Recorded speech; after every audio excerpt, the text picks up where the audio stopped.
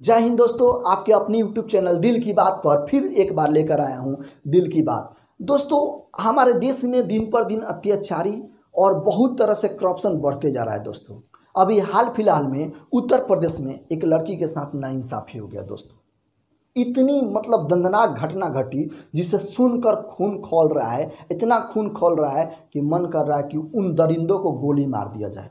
बात समझे? उन दरिंदों को गोली या फांसी फांसी तो दूर की बात है, फांसी लटकाते लटकाते यहाँ पर समय गुजर जाता है। हमारे देश का ऐसा सिस्टम है जिसको समझिए कि कानून में चलते चलते 10 से 15 साल 20 साल कितनों भी तेज कीजिएगा 10-12 साल खींच देता है लोग, जबकि मालूम है कि ये व्यक्ति ने ये कांड किया है। हम पहले भी इस पर वीडियो बनाए हैं दोस्तों कि हमारे देश में ऐसा कानून का राज हो गया है कि हमको पता है कि ये व्यक्ति ने ये घटना किया है, ये कांड किया है, फिर भी इसको सजा मिलने में 10 से 12 साल लग जाता है या उम्र निकल जाता है। दोस्तों, ऐसे हमारे देश का सिस्टम हो गया है।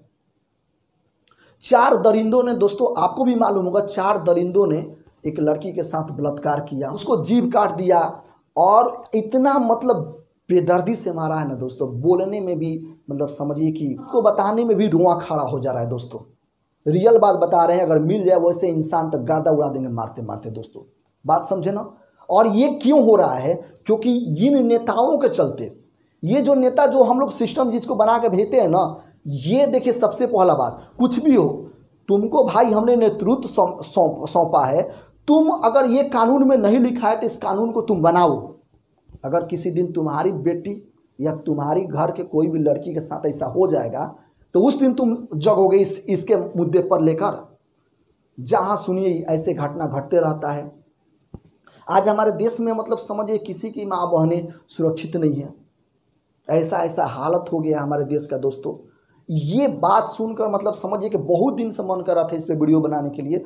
ये जिस दिन हुआ उसी दिन मन कर रहा था वीडियो बनाने के लिए, लेकिन दोस्तों हिम्मत नहीं हो रहा था किस तरह से इस पे आवाज़ दिया जाए। दोस्तों, सबसे पहला बात ये समझिए कि बोलने से पहले रुआ कांप जाता है कि कैसे ये दरिंदों का जो चारों का चारों दरिंदा था, तो अंदर में कैसा संस्कार डाला गया है कि ऐसा कदम उठाने पर मजबूर हो गया। दोस्तों, सबसे पहला बात, इतना तो होने के बावजूद भी आप देख रहे हैं कि हमारी योगी सरकार जो उत्तर प्रदेश में है, यहाँ तक कि समझिए कि लड़की का जो लाश है, लाश भी घर वाले को नहीं दिया है। और प्रशासन जबरदस्ती, प्रशासन जो है जबरदस्ती उस लाश को ले जाकर खेत में जला दी है। अब आप कहोगे, अगर हम सरकार के बारे में बोलेंगे, यदि आप भाजपा के सपोर्टर हैं तो आप बोलिएगा कि अरे आप तो गलती बोलते हैं। यदि आपके बहन के साथ ऐसा हो गया होता तो ये बात आपके मुंह से नहीं निकलता। यहाँ पर किसी पार्टी ना ही किसी जाति या ना ही यहाँ किसी मजहब की बात नहीं हो रहा है। दोस्तों, ये बात हो रहा है इंसानियत की। अगर आप किसी पार्टी को सपोर्ट करते होंगे तो ये अपने ही पास रखिए, उस पार्टी को सपोर्ट कीजिए, लेकिन जहाँ पर गलती होगा वहाँ पर आपको आवाज़ उठाना होगा। यहाँ तक समझिए कि जिसके घर में ये घटना घटा है, मीडिया को भी नहीं जाने दिया जा रहा है। मीडिया को भी नहीं जाने दिया जा रहा है। आप वीडियो क्लिप में देख लीजिए कैसे मीडिया जाने के लिए तरस रही है, लेकिन जाने भी नहीं दिया जा रहा है। दोस्तों, एक सीधी सी बात मैं चाहता हूं आप इनसे पूछिए। अमित, राहुल गांधी, प्रियंका गांधी आ रहे थे, वो पॉलिटिक्स करने आ रहे थे, उनको रोक दिया, समझ में आता है। भाई, मीडिया को क्यों रोक रहे हैं? किस कानून के तहत आप मीडिया को आगे जाने से रोक रहे हैं? कोई राजनीति करने जा रहा है मीडिया वहां पर? बिल्कुल सौरभ, बात कि वहां पर मीडिया को भी नहीं जाने दिया जा रहा है। आप सोच सकते हैं कि ऐसा क्यों हो रहा है। दोस्तों, क्या एक बात बताना चाहते हैं कि क्या आप सरकार में, आप सत्ता में, आपको सत्ता मिल गया तो आप इतना अत्याचारी कीजिएगा कि किसी पब्लिक को भी नहीं, किसी मीडिया को भी नहीं जाने दीजिएगा, उसके घर पे कि क्या हुआ हकीकत को नहीं सामने आने दीजिएगा? ये कैसा सरकार है? ये कैसा न्याय है? इसके बारे में आप सोचिए। ये एक ही सरकार नहीं है। आप सोचिएगा कि यहाँ बीजेपी है तो ऐसे कर रही है, नहीं। हर एक सरकार, आपको याद होगा निर्भया कांड के बारे में याद होगा, जब कांग्रेस सत्ता में थी उस समय निर्भया ये कांड हुआ था, निर्भया को उसको फांसी देने में टोटल 10 साल लग गया। पूरा जनता आग बबूला हो गई थी कि अब फांसी दो, तब फांसी दो, फिर भी 10 साल के बाद फांसी मिला। राहुल गांधी आकर यहाँ पर अपना राजनीतिक एथी सेकने के चक्कर में लग गए हैं कि यहाँ पर आएंगे राजनीतिक सेकेंगे। ना तो हमको बीजेपी चाहिए, ना तो हमको कांग्रेस चाहिए, ना तो कोई चाहिए। अगर कोई भी ऐसा लोग, कोई भी इंसान ऐसा करता है तो सीधे उसको इनकाउंटर चाहिए, सीधे उसको गोली मार दीजिए, सीधा खलास हो जाए।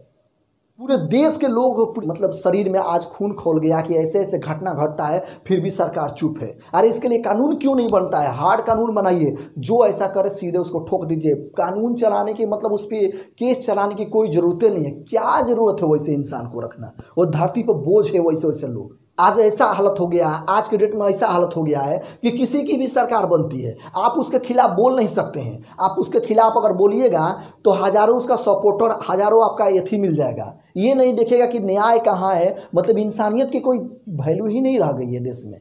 तो ऐसे हमारे सरकार मतलब ऐसे मतलब जो भी सत्ता में आ रहा है ना, समझिए कि लगता है कि जो भी सत्ता में आ रहा है उसको लगता है कि ये पूरा का पूरा दुनिया जो है उसी के मुट्ठी में आ गई है। बात समझे? वो सबका मालिक, मतलब आपके घरों पर अत्याचार हुआ है लेकिन आपके न्याय की बात नहीं हो रहा है। सोचिए कि उस घर में क्या स्थिति गुजरी होगी जिस घर में उसकी माँ ने बोला कि मेरे बेटी की लाश दे दीजिए, लाश तक नहीं दिया गया। ये कहीं ना कहीं शक के दायरे में, ये बात को कहीं ना कहीं मतलब समझिए कि ये तो समझिए इतना बवाल हो गया, देश में इतना बवाल हो गया। नहीं तो हमको तो लगता है कि जिस तरह से जिस सिस्टम से उसको मतलब उस लड़की को मतलब जला दिया गया, उस सिस्टम से यही कहीं ना कहीं था कि इस केस को दबा देना है, इस मैटर को दबा देना है, मैटर को दबा के और ख़त्म कर देना है। आखिर ऐसा कौन ऐसा मजबूरी आ गया, ये कौन ऐसा मजबूरी था कि उस लड़की को ज़बरदस्ती प्रशासन ने उस लड़की को ज़बरदस्ती ले जाके वो जला दिया। इस मुद्दा पर तो सरकार को और आगे आना चाहिए और बोलना चाहिए कि जो ऐसा इंसान, जो ऐसा लोग, जो भी ऐसा मतलब गुनाहगार, जो भी ऐसा दरिंदा अगर ऐसा काम किया है तो उसे सीधे गोली मारो, सीधा के सीधा। जब उसको मालूम चलिए गया कि उसी ने एक कांड किया है तो उसको रखने से क्या फ़ायदा है? क्या फ़ायदा? अब क्या उसको साबित करना चाहते हैं? अब क्या झूठ सच बनाने के चक्कर में उसको रखे हैं? यहाँ पर सरकार ये देखती है कि ये व्यक्ति मेरे पक्ष में बात कर रहा है ना, ये सरकार यहाँ ये देखती है कि ये व्यक्ति मेरे पक्ष में बात करता है, मेरे पार्टी का आदमी है, अगर गलती कर भी दिया तो जब तक मेरा सरकार रहेगा तब तक इसको कुछ नहीं होगा। यहाँ पर ये सिस्टम बनते जा रहा है और ऐसा सिस्टम रहा ना तो समझिए क्राइम का रेट इतना बढ़ेगा। और अगर ऐसा ही रहा तो आपको लगेगा कि आज किसी और के घर में हुआ है, मेरे लिए क्या है, मेरे लिए तो कुछ नहीं है। हो सकता है कि कल के डेट में आपका नंबर हो, क्योंकि इस पर आवाज़ उठाना होगा और इस पर चुप नहीं बैठना होगा। दोस्तों, इस मुद्दे पर क्या है आपकी राय? क्या इस मुद्दे पर आप क्या सोचना चाहते हैं?